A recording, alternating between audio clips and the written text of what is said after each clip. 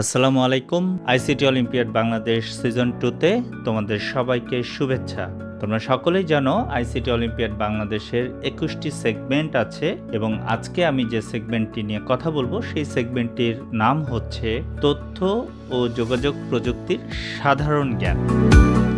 আজকে আমরা যে বিষয়গুলো আলোচনা করব এগুলোর অনেকেই তোমরা ইতিমধ্যে জানো, অথবা গুগলে, ইউটিউবে বা যে কোনো অনলাইন প্ল্যাটফর্মে তোমরা সার্চ দিলেই পেয়ে যাবে। তারপরেও আমরা এই সেগমেন্টটি রেখেছি কারণ আমরা টেকনোলজি নিয়ে সামনে এগিয়ে যাব, কিন্তু টেকনোলজির ইতিহাসটা মাঝে মাঝে আমরা স্মরণ করব।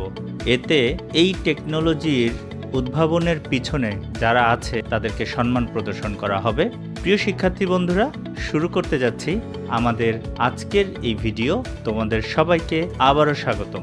তথ্য যোগাযোগ প্রযুক্তি একটি বিস্তৃত ক্ষেত্র যা কম্পিউটার প্রযুক্তি এবং টেলিযোগাযোগ প্রযুক্তির সমন্বয়ে কাজ করে। এটি মূলত তথ্য সংগ্রহ, সংরক্ষণ, বিশ্লেষণ এবং বিতরণের জন্য ব্যবহৃত হয়।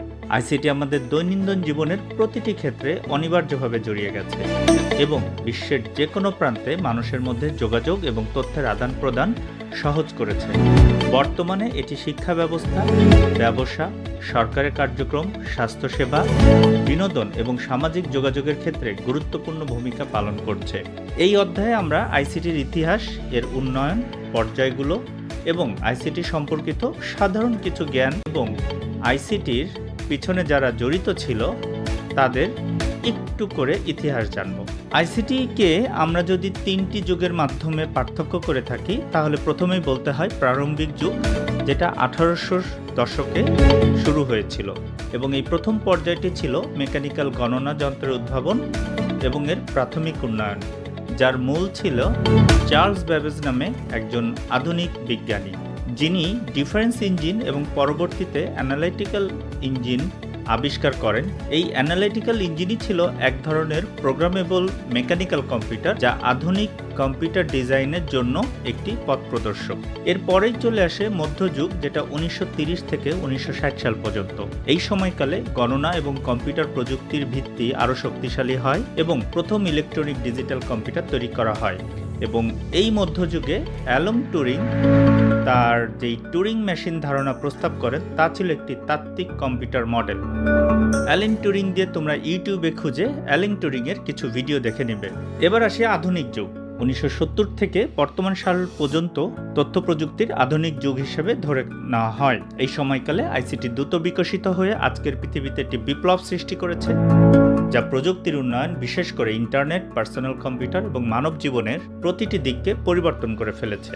এই পার্সোনাল কম্পিউটার, যেটাকে আমরা পিসি বলে থাকি, 70 দশকের থেকে শুরু করে অ্যাপেল, আইবিএম, মাইক্রোসফটের মতো বড় বড় কোম্পানিগুলো এর ক্রমান্বয়ে যেই বিবর্তন তৈরি করেছে, যেটা আজকে আমরা ঘড়ির মাধ্যমেও কিন্তু একটি পার্সোনাল কম্পিউটার ব্যবহার করতে পারি। আইসিটির তথ্য প্রযুক্তি বিকাশের পিছনে অনেকের অনেক ধরনের অবদান রয়েছে। অনেকের অনেক ভিশনারি, প্রকৌশলী, নির্মাতাদের যে বিভিন্ন ধরনের অবদান, সব কিছুর সমন্বয়ে কিন্তু আজকের আমাদের এই তথ্য প্রযুক্তির বিপ্লবের যুগে আমরা বাস করছি। তার মধ্যে কয়েকজনের নাম না বললেই নয়। আমরা যে কয়েকজনের নাম বলছি এদের সম্পর্কে তোমরা আরও বিস্তারিত গুগল, উইকিপিডিয়া অথবা ফেসবুক অথবা ইউটিউবে সার্চ করে একটু জেনে নেবে। আমরা শুধু নামগুলো তোমাদের জানিয়ে দিচ্ছি। Charles Babbage, Ada Lovelace, Timothy John Tim Berners Lee, Steve Jobs, Bill Gates, Mark Zuckerberg, Elon mask.